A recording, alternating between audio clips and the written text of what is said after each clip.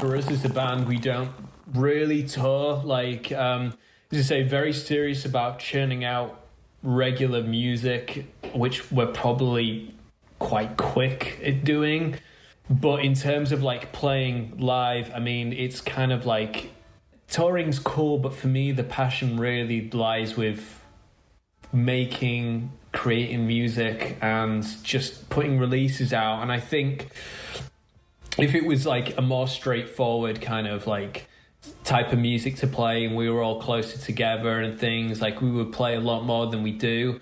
But I think at the moment, especially like you said, everything that's going on, it puts a strain on being able to do that. Hey, what's up, Vox and Hops fans? I'm Matt, the vocalist of Cryptopsy and the host of the Vox and Hops Metal Podcast, brought to you by Sound Talent Media and Evergreen Podcasts, where I sit down with fellow metal musicians to talk about their lives, music, and craft beer. Now, before we jump into today's episode, I would just like to ask you to follow the Vox and Hops Metal Podcast on the podcast platform of your choice. But more than that, I would love for you to write a review about the podcast. If you were to take just a few moments to write a review, it might just sway someone's decision to become a new Vox and Hops head, and that would be something that I would truly appreciate. You have to imagine that when someone is looking for a new podcast to listen to, what do? They scroll down, they read the reviews, and if those reviews say that the podcast is amazing and talks about metal and talks about craft beer, and they love those things, well, they might just give the podcast a chance. So if you were to take a few minutes to write a review, I would really, really appreciate that. Now, today on the podcast, I'm joined by Alex Baillie of Cognizance. Get ready, everyone. This is Vox and Hops, episode number 342. I warn you, what you are about to hear is very disturbing indeed.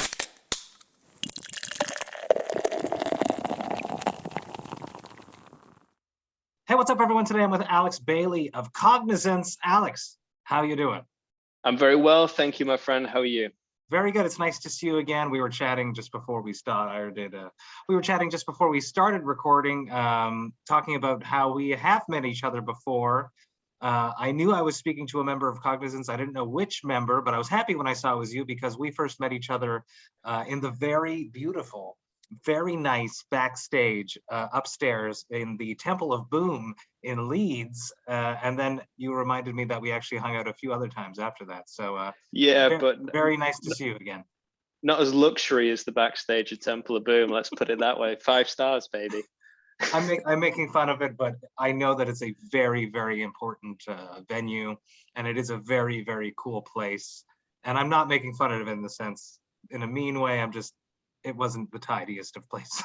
It was a great show, though. I loved it. And that's what it's all about. It was fun. And I've spoken about it quite a bit, too, because I've been on the Headbangers podcast. I don't know if you know those two young chaps from Leeds that have a podcast about metal, and they tend to drink some beer, too, as well. So I've been a guest on it a few times, and they were at that show as well. So small world of metalheads from across the globe hanging out again.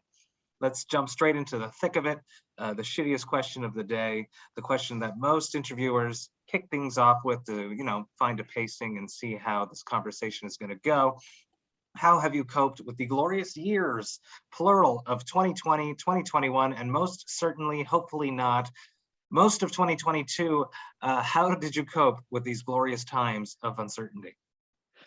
Well, I guess, it's meant spending a lot of time at home, but I like to spend a lot of time at home anyway. So for me, having like a normal kind of day job, like a corporate office job, the biggest shift was a case of like working from home all the time, which, at the start was kind of weird, and then you get used to it. But other than that, it's just been a case of more time to just relax and play guitar and just kind of nerd out over that stuff. So besides being able to go on a holiday or vacation, if you will, I wouldn't say there's been like a massive amount of change. Everyone in the family's been healthy and well. So for me personally, I can't massively complain about it, really, I wouldn't say. That's a good thing. That's a very positive way of approaching things. And a lot of musicians tend to be introverts. And then we sort of have to push ourselves, because when you're a musician, when you start playing, there's always the aspiration of going further and getting on stage and performing, which is a very extroverted thing. So It's funny how we love being in our own little bubbles and being happy, staying inside, but yet to do what we love, we have to go outside. I think it's a strange paradox, or a strange, whatever the word is. Yeah, no, I know exactly what you mean. It's interesting. Let's dance straight into it. Vox and Hops is all about hanging out with my metal friends, talking about their lives, music, and craft beer. What are you going to be drinking on your side today that we will be sharing virtually? Well, I'm going to throw a curveball at you. So we've got some classic H2O. Ooh. Okay, nothing too fancy, but the wild card is the kefir and coffee drink. So my stomach's feeling a little bit delicate today. So I need to line it with some like gut-friendly bacteria. And I mean, who doesn't love coffee? So that's kind of my middle ground here today. Not a big drinker, so I knew that this would be coming up, so I prepped myself with something a little different. Excellent. So what is a kefir coffee drink? What explain that to more, in case I don't know much about it. So maybe some of my listeners don't. So this seems to be like a bit of a kick for it over here at the moment. So certainly like gut health is like a big thing in the UK, or at least in Europe anyway. And like, I think kefir, so let's have a look. So it's full of like gut friendly bacteria. And then this is like a coffee flavored variant of it. So I've never tried it before. So let's pop the top. Amazing. Let's see what it's got. While you do that, I'll introduce the beer that I will be drinking that might upset my gut, and I'll explain that in a second. This is Chester from the Bazaar Brasserie.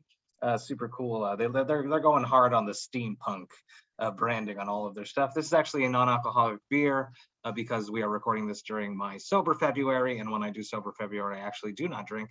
But I do still enjoy a lot of craft beers, and Le Bazaar Brasserie actually make the best stuff that's going on here in Montreal, here in Quebec at the moment.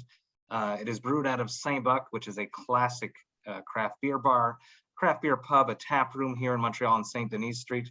And throughout the pandemic, they had to completely reimagine their business plan and reimagine how to stay alive. So they started making non-alcoholic beer, and they're killing it. So this is actually a Berliner Weisse smoothie sour Berliner Weisse with cassis, which is black currants in it. So it's going to be thick, juicy. It's going to have a gorgeous color, and there's a little bit of lactose in it, as most of their beers tend to have, which upsets my gut. So as you make your gut feel better, in about an hour and a half, mine might not feel so good. But honestly, the other ones that I've had from this did not affect my gut at all. So I'm joking.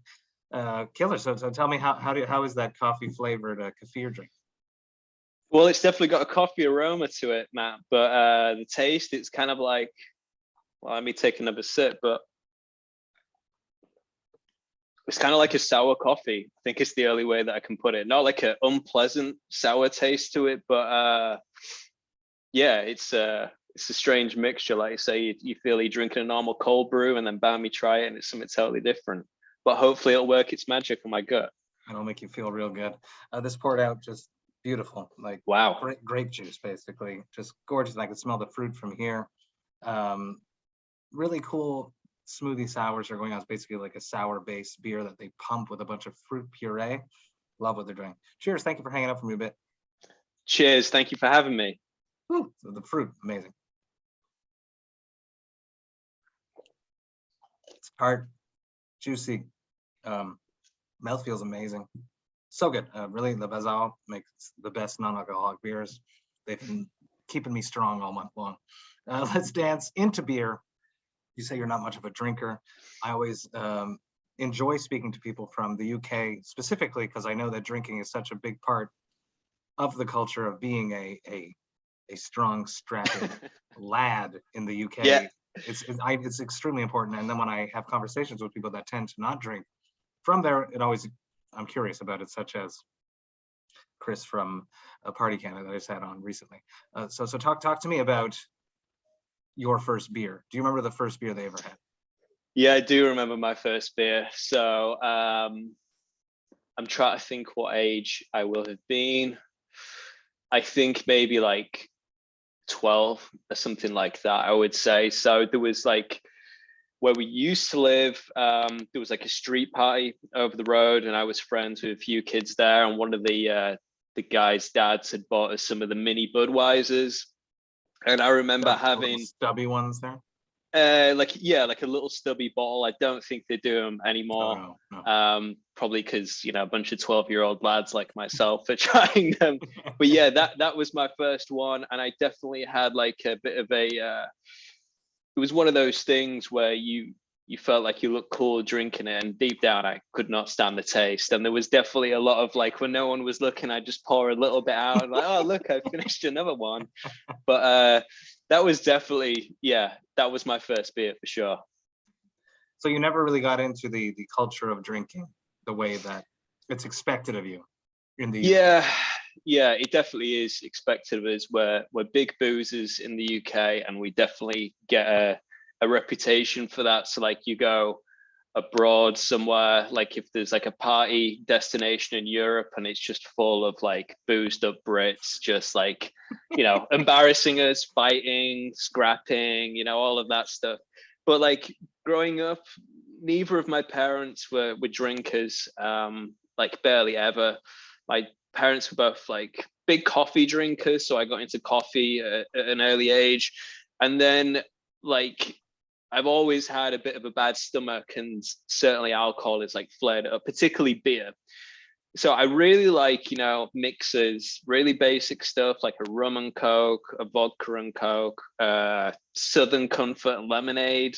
Like when we went to Poland, I brought back some really nice vodka from there, and I could enjoy that. But most of the time, like, I just never really found a drink that I enjoyed just kind of chugging away at, like, and just a casual thing to have. And the feeling of getting drunk also didn't really give me much of a buzz, you know. Like when I was at university, I wouldn't really be a party or anything like that. So it's just, you know, I'll casually drink when I go out now and again, but like it's more of a rarity than a kind of common thing for me, I would say. Have you ever looked into if you're allergic to yeast? That's probably a strong possibility. So like I could have, when I say a lot of spirits, I don't mean a lot, but like a lot for me, and feel okay the next day if I have like, you know, a load of water before bed. But if I have like a few beers, or God forbid a few pints, the next morning I will feel so sick, like I won't be able to do anything. And it's usually one of those where it's you have a few beers, I'll wake up in the night and want to throw up. So yeah, I've always had it. Maybe I should check it out, but because the taste of beer doesn't really do it for me, and that's probably sacrilegious saying on this podcast, but you know, like I never thought, well, it's just one of those things I'll probably leave alone to one side. I mean, I might have a little beer anytime soon, but yeah, it just doesn't always really do it for me that much, to be honest with you. It's perfectly fine, and it's important to be you, and to know you gotta feel good. If it doesn't make you feel good, why would you do it? Yeah, totally. I think there's a lot of people, you know, who just kind of succumb to peer pressure, and especially in the UK, like when you're younger, there's absolutely a lot of that. And you know, the classic things thrown out there is, oh, come on, don't be boring, and all of this stuff. And you're like, at the end of the day, it's just a drink, you know, it's not a big deal. So you kind of get used to that. But yeah, it's a weird fact when people find out you either don't drink or you're not much of a drinker, because like you say, it's such a everyday thing here, you know. You go to the pub, you grab a pint. Yeah. It's like you finish work. It's really like the lifestyle from what I've spoken to other people. It's the lifestyle. A lot of people it's what they do. You go to work, you finish work, you go to the pub, you have a pint, and then you go home and have supper. Or you eat at the pub even. Yeah, exactly. That's it. It's you know, go work at the mines for a little bit, then go to the pub with the boys afterwards, and then be back in time for tea. Exactly. That kind of thing. But yeah, like that lifestyle is never really kind of resonated with me. But you know, a trip to the pub now again is always fun. You'll always meet some characters in there, so not knocking that. How did you get through high school in this mentality? You mentioned that there was a peer pressure. I imagine, which is what I would have done, which is what I did, but in a different aspect of things. You probably surrounded yourself with like-minded people that didn't give a fuck about drinking and probably wanted to play guitar or something. Yeah, there was definitely a bit of that, but there was also in high school, you know, like I think it was a part of me realizing that it wasn't for me. There was plenty of times where I had gone out and got drunk, or we'd acquired some booze from somewhere. So like a Friday night, it might be we might have got like a big bottle of cider or something like that and slurped that. And again, when no one was looking, I'd pour a little bit away just to show how macho I was getting through it. But yeah, so like I don't think it bothered me so much then. And when I kind of went through like college and then certainly at university, when you're, you know, that's meant to be a time for partying, I was quite ill with my stomach then. That was definitely when it was at its worst. So I had like a pretty good alibi as to why I wasn't drinking. And that by that point anyway, you've kind of like found your personality and your identity a little bit more. And you, if that's not you, you should be in a place to just say, no, that's not for me. So it's never really been a problem. Like a few of my friends, you know, when we were younger, maybe a bit disappointed and feel like I wasn't joining in, but you know, after a while, like that's just Alex. He can still have a good time, pour other people beers or whatever. He doesn't have to partake, you know. Plus, he can drive us home. Yeah, exactly. So you know, these days I'm still usually the role of Des, the designated driver, which is fine by me as long as no one touches the stereo, you know. Amazing. Speaking of music, let's jump into the soundtrack of your youth. When you were growing up in your parents' or guardians' house, what music was playing? When you were not in control of the music, what music did your parents or guardians listen to? So my mum was never really big into music, whereas my dad really was and still is very into music. So I guess my earliest memories is probably dancing around the dining room to the Wayne's World soundtrack. Really? So that's cool. Yeah, I remember that. And in terms of like a band that was like a reoccurring soundtrack to growing up that you then kind of grow into loving was Rush. Absolutely was. Yeah, a fine export from your lovely country. That was, you know, my dad's like a hardcore Rush fan, and when you're young, it's kind of like I don't know. It wasn't something that I was. It wasn't as if like, oh, I'd like this or I don't like this. You were just used to hearing it, and then when you grow up and you kind of like understand it a little better, I was like, no, this is actually, these guys are incredible, you know, like, and it definitely planted the seeds for me kind of enjoying more kind of complex music. So Rush is one that I remember vividly. My dad, a lot of U2 as well. U2, you know, some okay songs, but maybe not so much for me.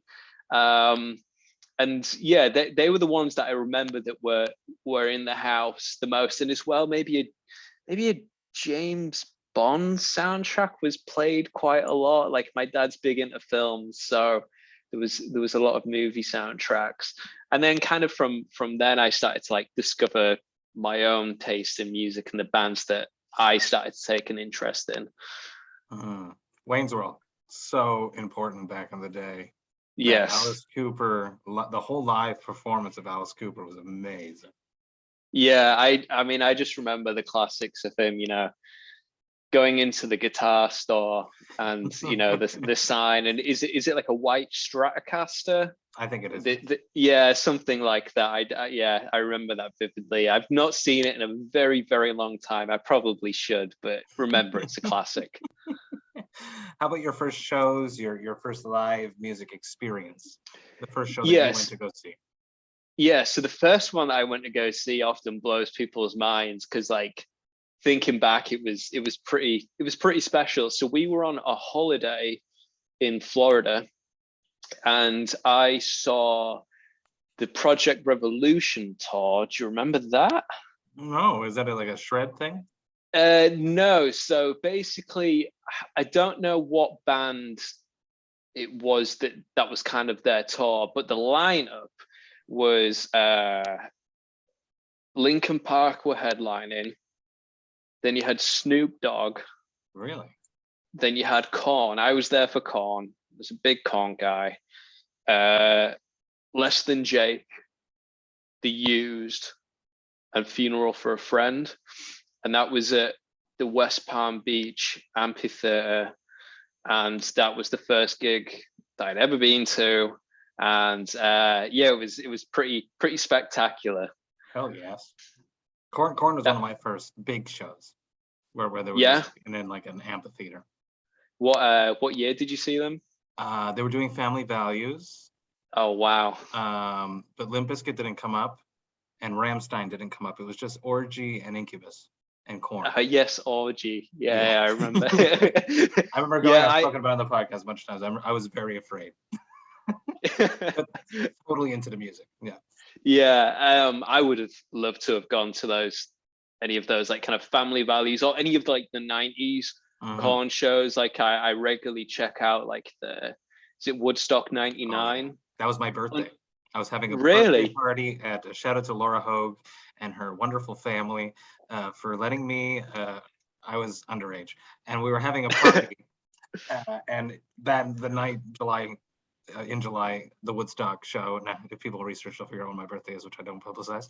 Is Corn played, and I think they played like 7, 8, 9 at night, and everyone was just having a great time. And the radio was playing because Buzz 99.9, the radio station that we got here in Montreal from Burlington, Vermont, was playing Woodstock the whole night, and fond memories that night. It was a good night. Yeah, it looked like an incredible show, and certainly a great night to have a birthday, whether you were there or not. But that era of Korn is it holds a special place in my heart. I wasn't into them then, but like going back and watching the videos, just like everything about it's just so cool, man. I love it. I'm a nu metal child, and nu metal is back hard in modern music now, with bands like Tetrarch. Just recently, we're just going to date this episode. Bloodywood came out, which is an Indian rap metal band in 2022. Weird, but it's good.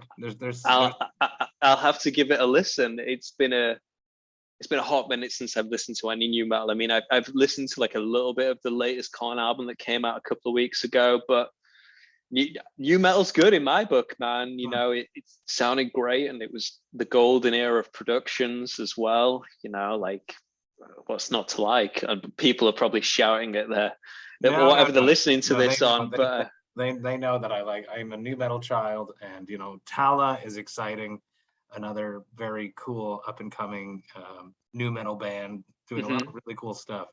There's a lot of cool things coming out, and music is everything, and we're allowed to like whatever we like. Yeah. If you don't want to listen to the rest of the episode, then you can turn it off now, or you can hang with us some more as we talk about Alex's first show, your first show. Do you remember your first time on stage? Yes. So I was playing in. Oh no, I do remember. So it was a talent show at the high school. So I think I was maybe 14, and I feel like we played one original, but we also played I'm Not Okay by My Chemical Romance. Really? Okay. There you go. And I remember it very well. Like the guy who was playing drums literally just played the same beat throughout. There was like I don't think there was any fills or anything like that. Maybe the occasional accent, but like he wasn't a musician's musician. Okay. He probably wasn't okay, man. But he just powered through, just rocking that 4 to the floor, baby. But yeah, that was my first show, and I remember it was maybe like a week or two before Christmas, and my parents got me a new amplifier. They got me a new Marshall for Christmas, and I was allowed to showcase that at the talent show, which made all the difference. You got it before Christmas. Yeah, before Christmas. I think I maybe was allowed to break it out for that show, and then it went back in the cupboard for a couple of weeks. Were you ready? Were you prepared? I feel like I was. Yeah. I mean, I think we maybe even managed to get a little guitar solo trade-off in that song as well. I'd love to go back and see what that was like, but yeah, I think we did as well as we could. I don't know who won the talent show, but it wasn't us, I'll tell you that. I am very, very, very grateful that when I started playing music, it was before the age of YouTube and the internet. So none of my early performances really exist. Yeah. I mean, it's kind of one of those where, yeah, of course, we'd be a little bit embarrassed by them, but at the same time, I'd love to just see it that moment in time and go back and like revisit it. But yeah, I think as I was starting playing shows and playing in bands, that was maybe like just as YouTube started to be a thing. And I feel like the first thing I watched on YouTube was the Through the Fire and Flames Dragon Fast song, because you were blown away by you wanted to figure out how to play it, or you just wanted to watch them play it? Wanted to watch them play it. Like that was definitely like leagues above my playing at the time, and wanted to watch all the silly guitar tricks in the solo sections. Amazing.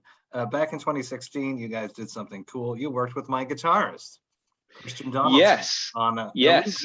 Illusory. Say it for me. Illusory. Yes. So another one with an I.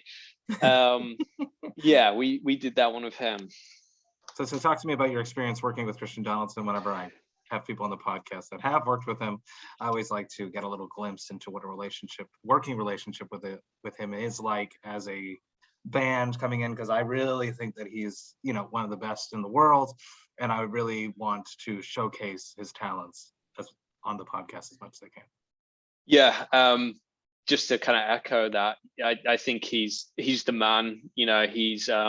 He's just really easy to work with. He's a funny guy. He puts his own kind of spin on what he's doing, like to give it a kind of a personal touch. But I guess the story with how we ended up working with Christian was so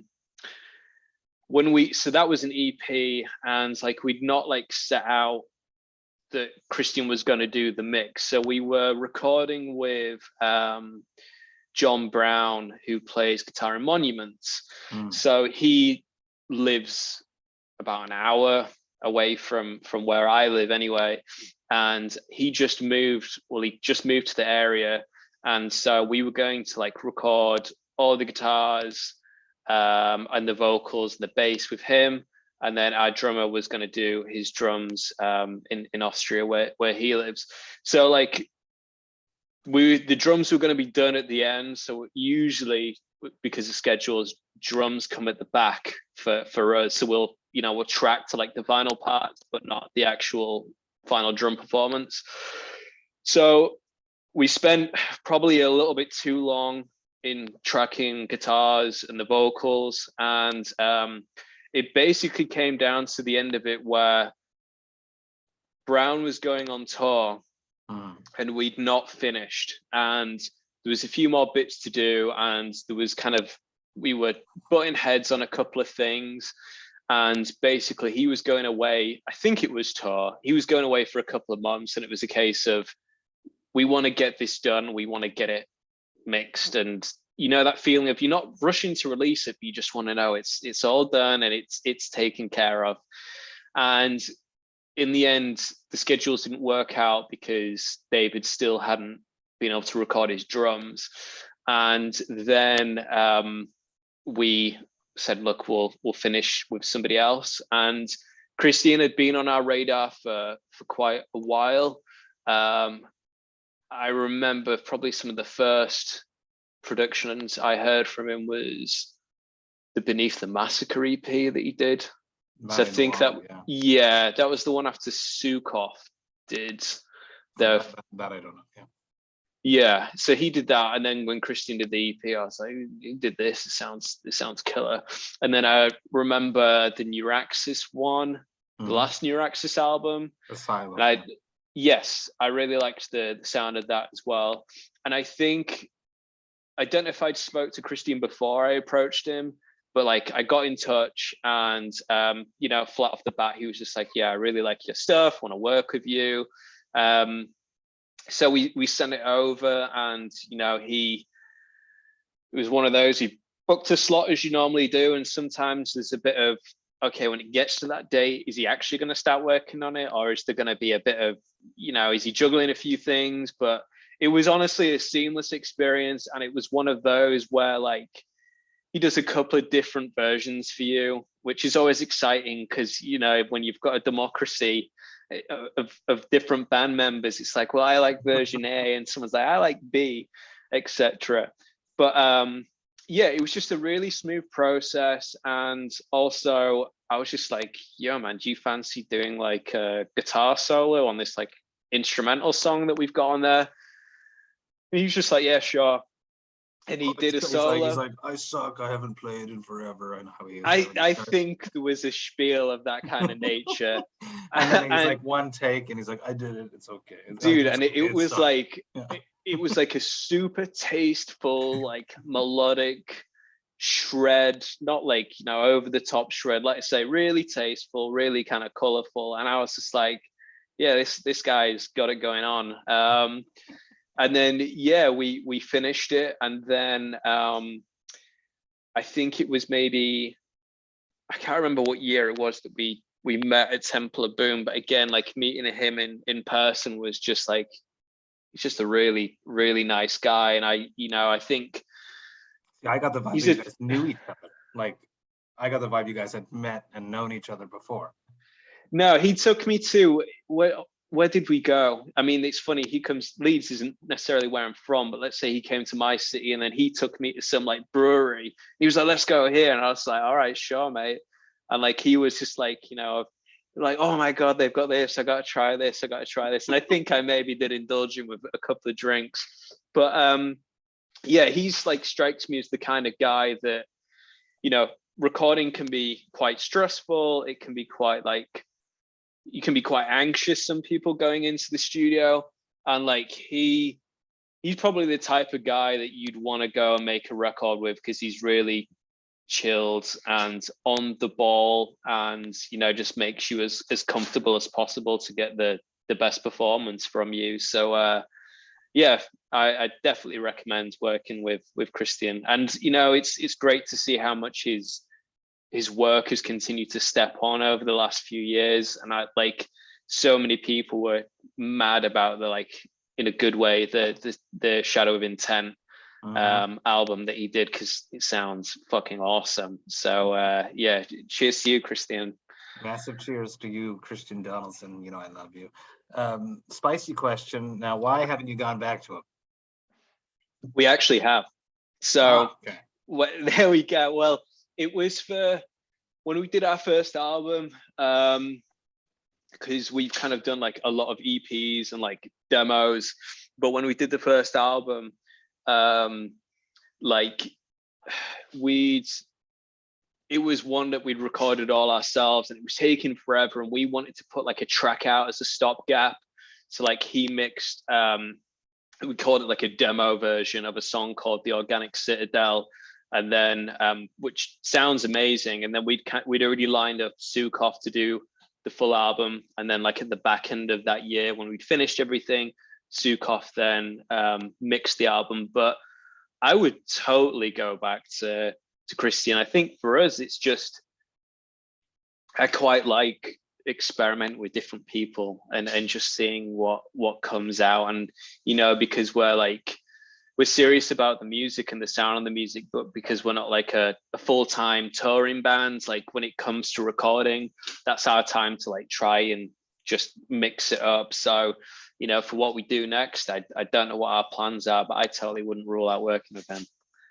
You should do it. He's the best, it. But I do understand experimenting and trying new things. But I've been with my wife for 20 years, so who knows? Let's talk a little bit about Upheaval. On September 24th via Prosthetic Records. Pandemic release. We won't dig too much into that, but you didn't really get a chance to promote it, to tour it, to get out there because of the pandemic. I am curious if you could choose a dream tour. I love this question. The perfect package for Cognizance to be like a 3-band bill. You guys are opening. If you could pick 2 bands on top of you to put Cognizance in front of the perfect crowd, so that when you leave that night and they leave that night, everyone is a new fan. What bands would those be? Good question. I would probably say, I mean, you know, having to be like relevant to a crowd that would get, you know, higher tempo, more technical music, I would probably say Cannibal Corpse and Necrophagist. I think that would be a good one. And I would, if I died a week after tour, I'd probably die quite a happy man doing that. Everyone's waiting for that new Necrophagist album, right? So yeah, we can dream. And I love I love all the Chinese whispers about it. Like I've worked with Remain, who was like the most recent drummer. I've worked with him a couple of times, and like, you know, you always kind of want to pick his brains, but at the same time, like, this guy must be fucking sick to death of people messaging him coldly on Facebook, just saying, when's it coming out? Like, I think that would be draining. Hey, when's that new album coming out, bro? Block. But yeah, and I don't blame the guy. Second, spicier question. You've mentioned your stomach quite a few times. I am curious if you want to open up a bit more about it, and then touring with a condition such as that. Is it something that hinders your touring? Is it difficult on tour? If you feel so, like yeah, absolutely. So I guess the first thing is for us as a band, we don't really tour. Like, as I say, very serious about churning out regular music, which we're probably quite quick at doing. But in terms of like playing live, I mean, it's kind of like our drummer lives in a different country, which doesn't really change that much, but he's not anymore, not the way it used to be. No, maybe not so much, but we all just have like normal full-time jobs, and it's like touring's cool, but for me the passion really lies with creating music and just putting releases out. And I think if it was like a more straightforward kind of like type of music to play and we were all closer together and things, like we would play a lot more than we do. But I think at the moment, especially like you said, everything that's going on, it puts a strain on being able to do that. So we're hopefully playing the UK Tech Fest this summer. But we will have to see, fingers crossed, because we've not been able to get in a room and jam together for a good few years now. So we'll see. In terms of my stomach, like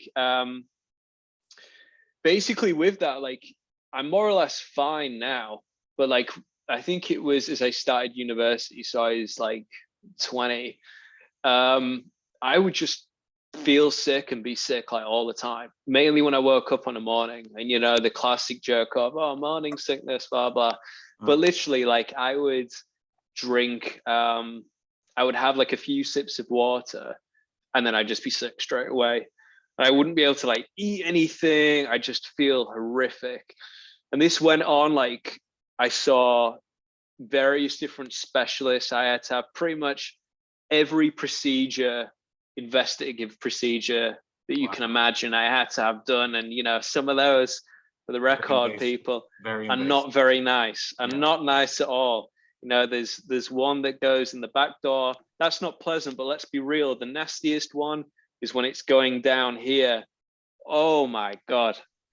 Like, yeah, it really is hell on earth having an endoscopy. So I've had a few of those, but ultimately they could never get down to what the problem was. And excuse me, the weirdest one that I had, which is kind of like when someone's like, tell me an interesting fact about you, this procedure is the interesting fact. So I had to have this one done called a gastric emptying, which what they do is you're at the hospital all day and you go first thing in the morning and you eat a scrambled egg that's got like a radioactive isotope in it. And what happens is they then just scan, you stand in this big machine like every hour or 2 hours, and they just watch it go through your digestive system and see how long it takes and see what it's doing. And again, from memory, I don't think they found anything there either. And then over time, it got more manageable. I'd have like weeks where I'd feel fine, and then it'd come back. And I just started to be really careful about looking at foods that would trigger it. And certainly things like alcohol, I was just like, well, that's probably something that I should stay away from. And I do remember doing a tour. Actually, I was filling in on guitar for a band from Newcastle called Exis Bride. And I remember doing a tour with them not long after I fell ill. And I just got put on this new medication, and I left it at home and like an idiot. And I was so ill during it. I felt so rotten, man. That was bad. So I think if I was to tour again and I was feeling like that, it'd just be an outright no. Because nausea is one of those things, dude, that like for me, when I feel really nauseous, I just can't do anything. Even laying there is horrible, you know. So yeah, I'm more or less fine now. But yeah, it was definitely a rough period in my life, I would say. But could be much worse, you know. It really, really could be. So I'm grateful it wasn't anything serious.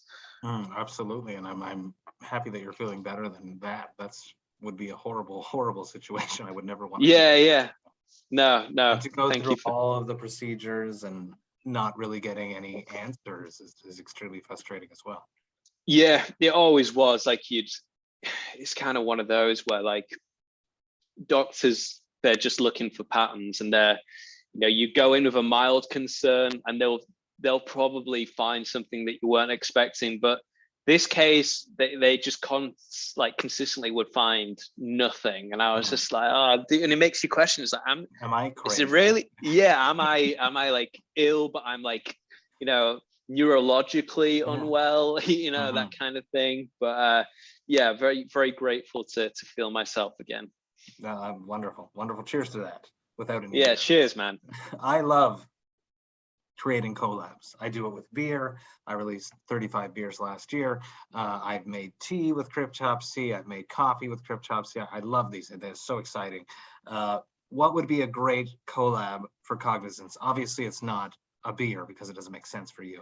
If it could be anything, what would you do? Something that you love, So, I think I might be outnumbered in the band. So if there was something on the table, the chaps would certainly be pushing for a beer, I would imagine, because those guys, are just normal drinkers. So that would be one. Coffee would be the obvious choice. A Cognizance coffee would be a nice blend. Let's put it that way. And maybe Coffeezance. Yeah, you'd sell millions. You just need a nice smart marketing jingle, or maybe a nice Cognizance cologne. That could also be a good one. No one's made a cologne yet, I don't think. There we go. Maybe we should take this one off. A corpse grinder musk. Yeah, that's it. But you don't want it to be a show musk. Musk. Because a lot of people, to the untrained eye, they'd be like, "That's just bottled body odor, surely." Just rotting corpses. The Watain. Yeah, the smell of death. Something like that. But they should sell that. That's a good idea. There we go. We're just kind of free flowing ideas here. Eric. I'm going to write Eric after this. But I am interested. I have one last question. Sorry, I'm still thinking about the Watain cologne. One last question. We'll wrap this up. Classic Vox and Hops wrap-up question. Probably doesn't happen to you very often because you don't drink very much. So let's turn it around. I typically ask what your hangover cure is, but you're not typically hungover because when you were young, you were pouring it out, pretending to drink as much as everyone else. That's our secret, though, Matt. And everyone else is now. But I would love to know what you do with all this extra time since you don't have hangovers. Well, Pete, I would probably just say I would still have a big sleep through it, despite not having a hangover as such. So I would say I've definitely become more of a night owl. So usually I just probably linger in bed anyway. And, you know, a lot of people with hangovers like a greasy fry up in the UK, and I would certainly still partake in that. So yeah, I would say a nice sleep in, a nice fry up or breakfast of some description, and probably some TV in bed, man. That's what I would go for. I love it. I love it. Alex, thank you so much hanging out with me, talking about your life, talking about music, talking about a little bit about beer, but that's okay. I had a blast. I'm glad that we got to reconnect for the first time in quite some time. So it makes me very happy to catch up with friends that I've met on the road and then finally have a chat on the podcast after so long. It makes me very, very happy. Everyone go check out Upheaval, the newest Cognizance, September 24th, prosthetic. And if you can go check out that Tech Fest. Go check out that Tech Fest, which is happening at the end of June, early July. The lineup is incredible. I'm going to say massive cheers to you, Alex. This was lots of fun. Cheers. Cheers. Thank you so much, man. Hey, thank you all so much for listening right to the end. You know that I love and appreciate that. This was a great chat. I was so stoked when we joined the Zoom meeting and it was Alex that was there because I knew him and we got to chat about that. It was great to dig in deep about Christian Donaldson. I love talking to artists that have worked with him, so I always do that and I always like to promote Christian Donaldson. He's one of the best producers out there. And if you're looking to get your stuff mixed or mastered, you should absolutely check out Christian Donaldson. Massive cheers to Alex for hanging out with me. This was a blast. Now, if you enjoyed this Vox and Hops episode, you should sign up to the Vox and Hops Metal Podcast's mailing list. You could do that on my website, voxandhops.com. That's VOXANDHOPS.com. And when you do that, you shall receive 2 emails a month that will contain all of the details of everything that has been happening in the world of the Vox and Hops Metal Podcast. You'll get to see which episodes I've dropped recently. You'll get to see which episodes I got coming up. You will get to see which albums the Vox and Hops album review crew have reviewed recently. And you'll also get to see which albums Jerry Monk, the metal architect himself, has added to the Brutal Awakenings playlist, which is available on both Apple Music and Spotify. There's just so much going on in the world of the Vox and Hops Metal Podcast. I would hate for you to miss a single thing, so sign up to the mailing list. The Vox and Hops Metal Podcast is brought to you by Sound Talent Media and Evergreen Podcasts. I hope you have a glorious weekend. I will be back next week with 2 episodes, one on Tuesday and another on Friday. But until then, remember to enjoy life, metal, and craft beer. Cheers, Vox and Hops heads.